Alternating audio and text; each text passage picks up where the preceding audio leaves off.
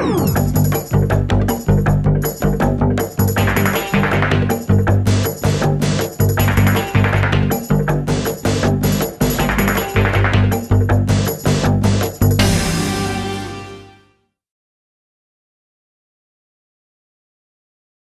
right.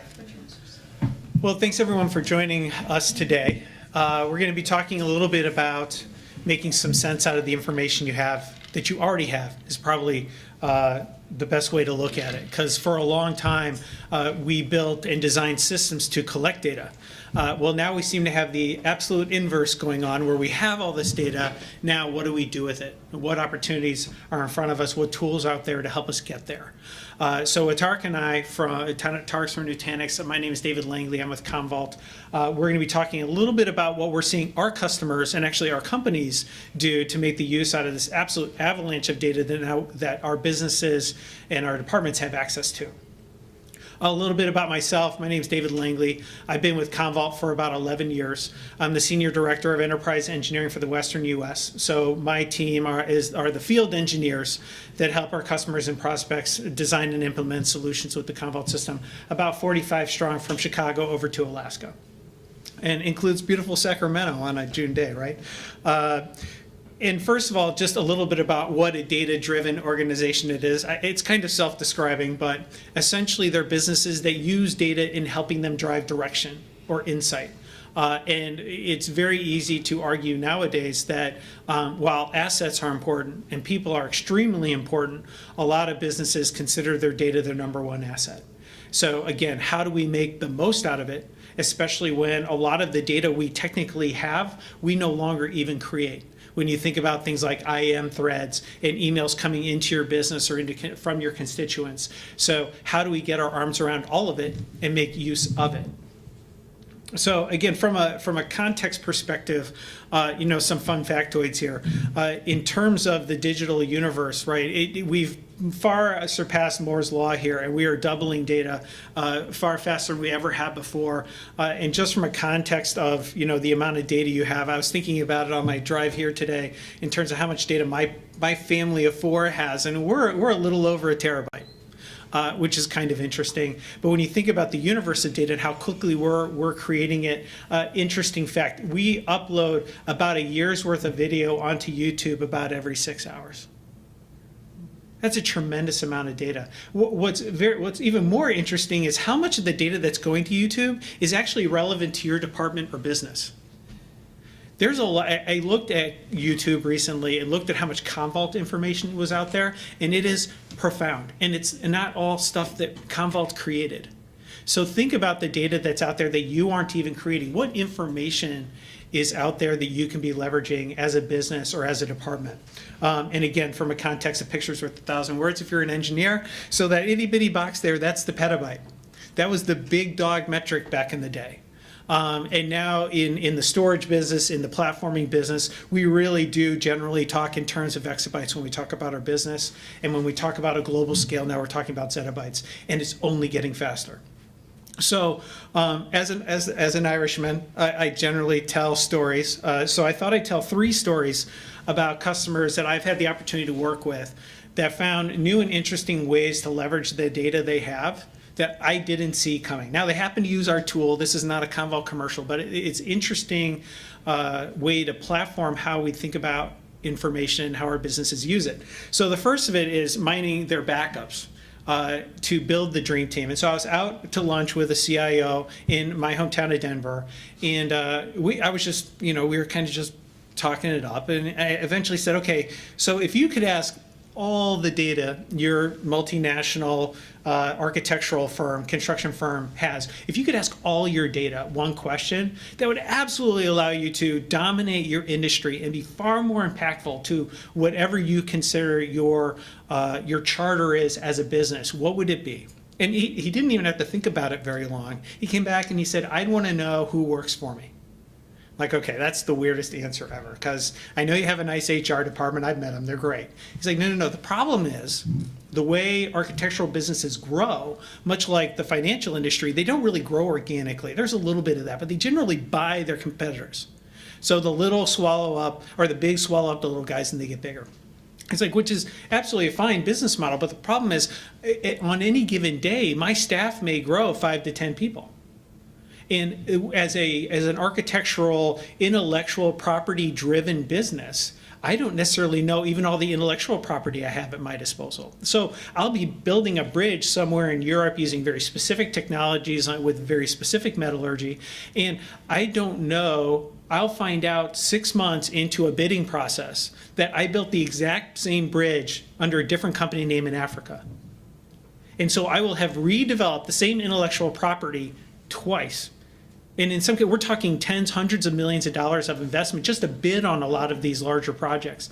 And so he's like, well, if I could only type in a keyword like that metallurgy science or that particular technology we're developing the bridge, if I could just type it in across, the trailers on site in Africa to our major spoken hubs in London and the Americas, if I could look at all the data at once and find those terms, not so that I can read the paper or whatnot, but so I could see who the author was, on every project that I'm bidding on, I could always build the dream team in real time on the best and latest information, not only what intellectual property I have, but who created it.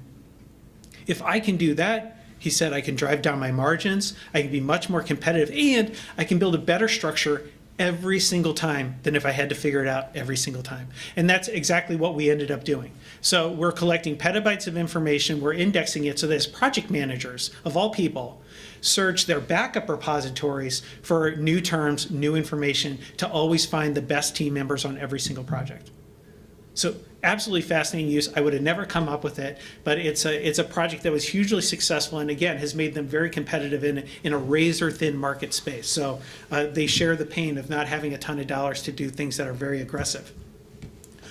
Which leads us to the next thing is, well, it's great to have information and be more dynamic, but how in the world can we create a revenue stream or potentially even drive money back into the business that we would have had to spend other ways? And so in this use case, a large law firm out of St. Louis, we were actually doing a presentation on reporting, and the CIO was in the room. We were just going through different kinds of reports that we could generate out of our system. And at one point, he stopped the whole presentation, the speaker at the moment. He said, hold on a second. So you can tell me who generated the data that I have across all of our organization over the entire span of our history, because in law, sometimes these lawsuits can go on for decades. I can look at all my information and find out who generated it. And we're like, well, sure. He's like, well, if I know who generated it, could I potentially say, well, if this data was generated by Bob, then I want to send Bob an alert of how much data he owns. And I go, okay, I don't know where you're going here, but sure. And he's like, okay, fantastic. And he literally walks out of the room. Well, it turns out they had terabytes and petabytes of information, but no way to charge the people they're working with for storing, backing up. I mean, we're talking hundreds, if not millions of dollars of infrastructure. They had no way to charge the customer back. So obviously there were fees with paralegals and whatnot, but they had never been able to actually empirically measure the information that they were storing for other people. And so by simply doing reports, again, I started in the data management space, Commvault data management, and we do a lot of backup.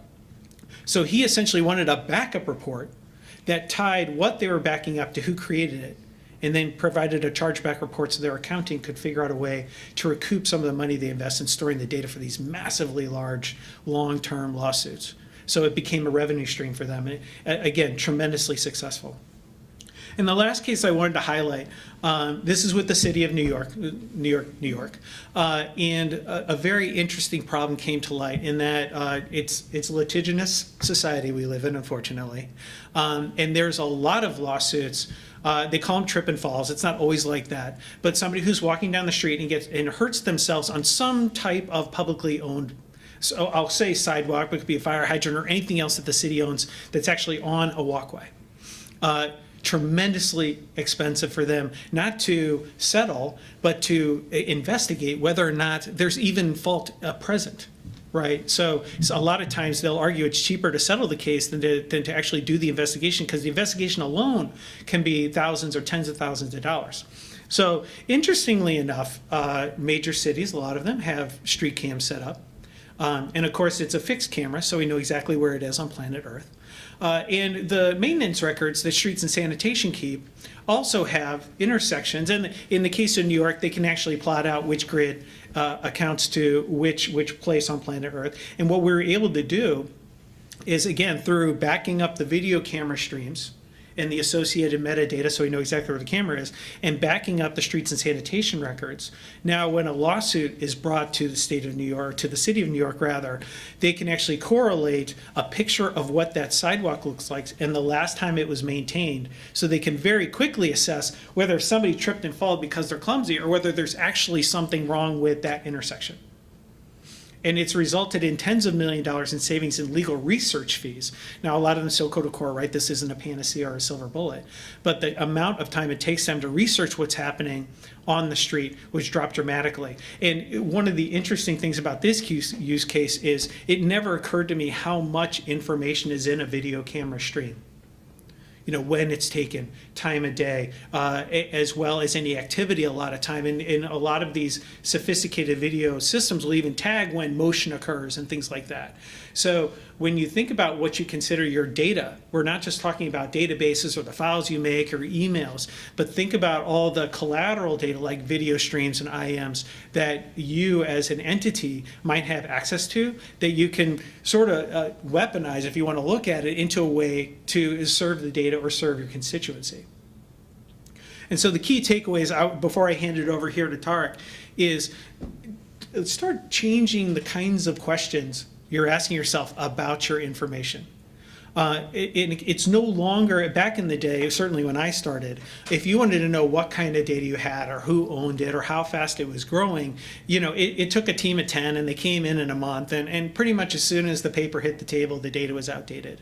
In today's technology, and certainly with the help of Nutanix and what Commvault attempts to deliver, is real-time information, not only about your data, but how it's changing.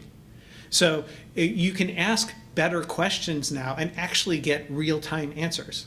I don't have one of my engineers in the room at the moment, but I always joke their hardest part of the job is actually finding out how much data a customer has. It sounds like a really obvious question, and almost unilaterally they'll tell us how much storage they have on the floor, but that has nothing to do with how much data you have. There's probably 6 copies of that, and half of what you own might be empty. So how you tie how much data you actually have to the business and what we're trying to find out is profoundly hard unless you're investing in tools that tell you more about the data that you have and, heaven forbid, provide some insight that you can use to help out your mission, whatever that might be. So ask yourself, or ask the people who may own the data in your organizations, if you could ask all the data we have access to, the databases, the unstructured data, the IAM threads, the video cameras, whatever information you might be touching, if we could ask all that data a question that made us more relevant to our mission or more relevant to whoever we consider our customer or constituent, this is an absolutely fascinating question to ask a lot of different people and see what you come back with. Because there's opportunities abound, but it's only till you kind of stew on the question that you really get somewhere. Because the tools now are accessible and can deliver information in real time like never before. And so again, think about what you have differently and think about the questions you ask differently. So at this point, I'm going to turn it over to Tarak from Nutanix. I'll allow him to give a little more history on him to do a little deeper dive into how Nutanix is leveraging information to help their customers out.